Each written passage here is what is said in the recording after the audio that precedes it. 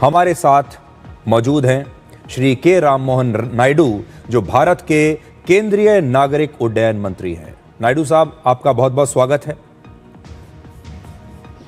नमस्कार सुधीर जी।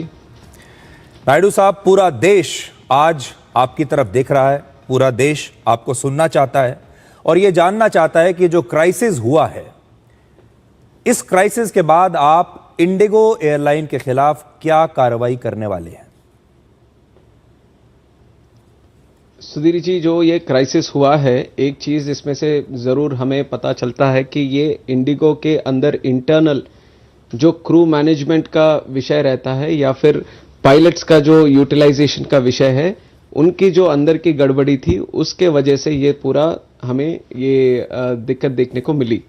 तो इसके लिए हम अपने मंत्रालय से पहले हमारी तरफ से एक कमेटी भी डीजीसीए से हमने रखा 4 अधिकारियों के साथ कि 15 दिन के अंदर इसके सारे विषयों पर, इसमें 2 चीजें हैं। एक, जो 1 नवंबर से एफडीटीएल के जो नियम लागू हुए थे, अगर उसी के कारण होता तो क्यों 1 महीने के बाद ये विषय बाद में निकला कि दिसंबर 3 को ये विषय क्यों निकला।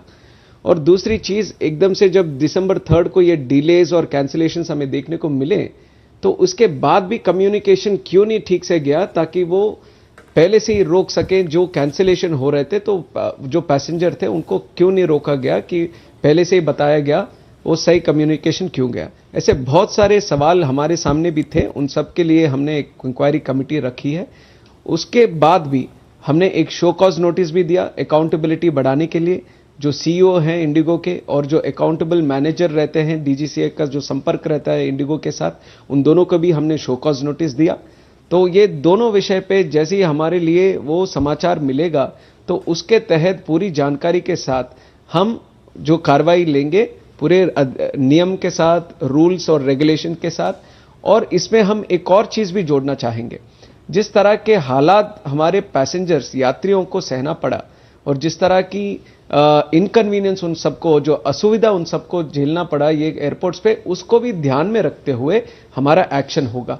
और दूसरा विषय, और ये एक एग्जाम्पल भी हम मंत्रालय से सेट करना चाहते हैं कि कभी इस तरह का, क्योंकि ये ऑपरेशंस का मामला है और इंडिगो का अंदर का मामला है, हम मंत्रालय से क्या करते हैं, नियम बनाते हैं, वो नियम का पालन करें, उस तरह का हम विजिलेंस रखते हैं, मॉनिटरिंग रखते हैं। तो इन सब का कंप्लायंस हमने पहले से इंडिगो से लिया था कि ये नियम 1 तारीख से जो आने वाला है, उसका कंप्लायंस हम इंडिगो से लिया। और इसी बात पे अगर बोला जाए तो 1 दिसंबर को, मतलब जब 3 दिसंबर को हमें ये हादसा देखने को मिला,